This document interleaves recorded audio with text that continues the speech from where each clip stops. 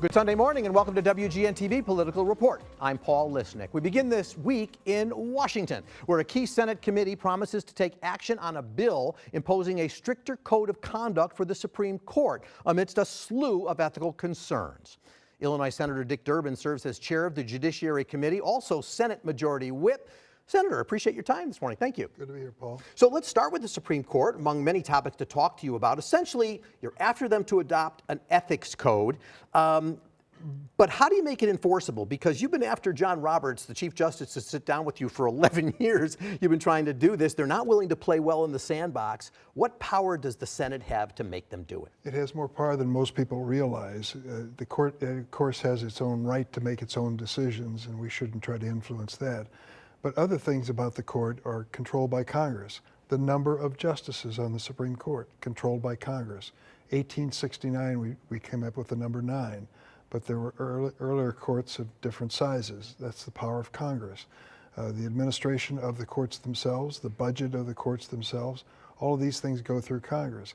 And what's been ironic, Paul, is even though we're getting resistance now, historically we would come up with changes in court, for example, conflicts of interest on stock ownership and such, and they would go ahead and adopt them, but now they're resisting it. I'm going to come back to some of those restrictions that could be put on them in a little bit, like numbers, but ethics concerns aside for a moment, some of the things that we are hearing about, Justice Thomas's alleged transgression, those kinds of things. My understanding is that you really can't refer this to DOJ for action there, but could DOJ and Merrick Garland do their own investigation if they've been triggered by this? It's not out of the question. It's possible, but highly unlikely.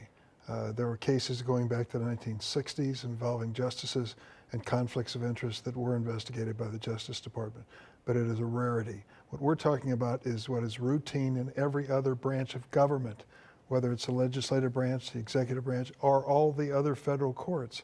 It's just a routine disclosure requirement and a standard of reporting that only one court is exempt from, the Supreme Court of the United States, the highest court in the land, the lowest standard of ethics. And you said that on the Senate floor. You also mentioned on the Senate floor last week, you talked about the indiscretions of Alito and Thomas when it comes to lavish trips, real estate related things. But you know, there's also Justice Sotomayor, who we understand there's been pressure from her staff on universities where she gives speeches to buy hundreds or thousands of books. You did briefly mention that, but that wasn't the focus. I'm sort of curious, when you look at some of these alleged transgressions, do you see it as a scale of ethical consideration at some point, or is it all bad stuff? Well, it's all questionable, and it all is having a negative impact on the reputation of the court. The American people historically believed in the court. That court doesn't own an army, it doesn't have any political clout per se, but it's the reputation of the court that allowed people to carry on with their decisions, whether you agree with them or not. That is what is at stake here. In terms of the justices, individual justices, questions have been raised. Any changes we make will apply to all justices, whether they came to the court from Democratic appointment or Republican appointment. That's the only way to do it fairly.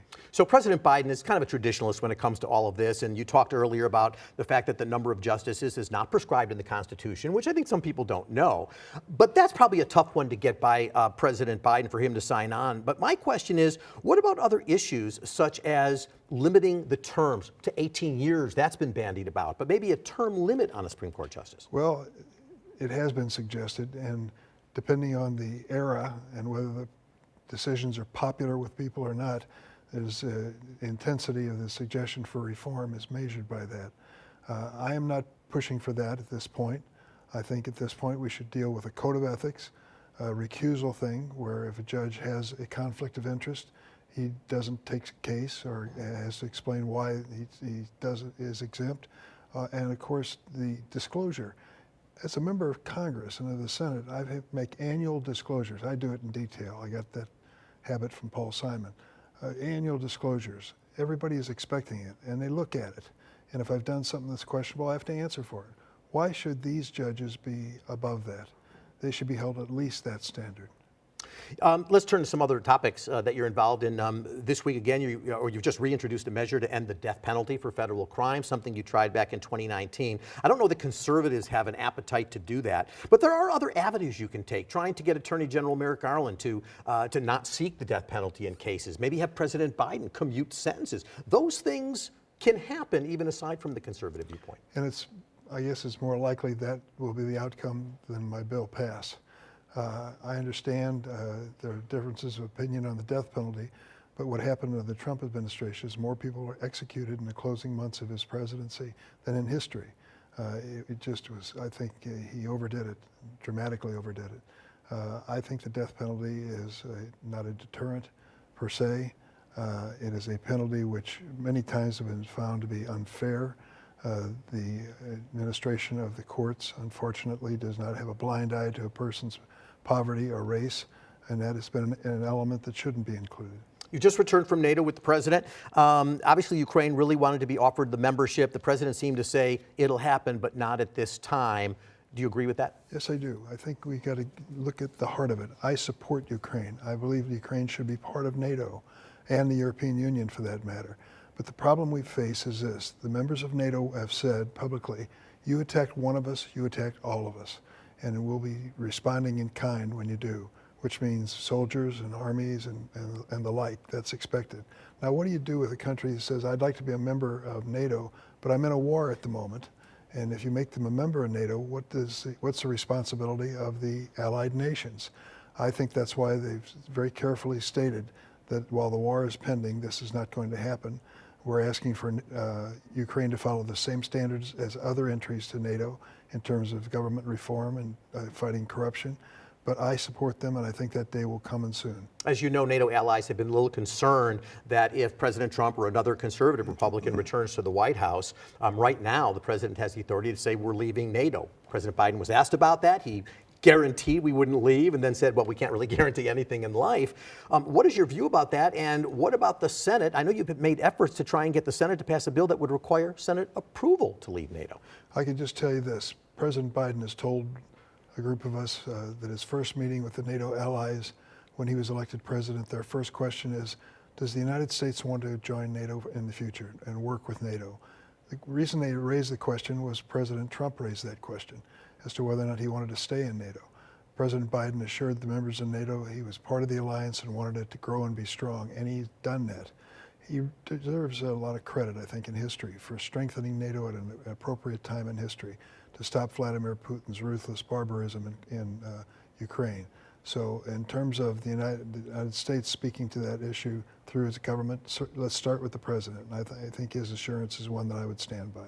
A quick question about Senator Tommy Tuberville. Without getting into it, he's single-handedly holding up promotions in the military. My question is, he was on CNN and he said, I'm not holding anything up. If the Senate wants to take these one by one, I'm just holding up the massive promotion. Is he right? Could you do this one by one? No. Listen, let's get down to the bottom line. So far, at least 250 officers in our military, men and women who have dedicated their lives to the security of our nation, some of whom have received battle commendations for their bravery in defending our nation. They're being held up for promotions by one senator from Alabama. He says, well, you can do them individually. It is not practical. Each of those would take at least 2 or 3 days. We don't even have the time to finish it, and he knows better. He's relatively new to the Senate, but he knows better.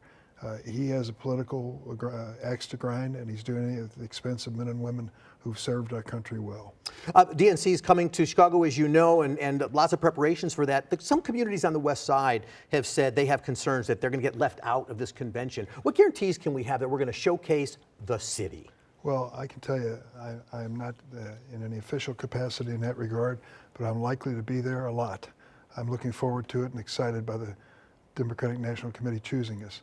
I'm proud of Chicago and proud to represent it in the Senate. I want my friends who come to visit this great town to see the best parts of it, all of it.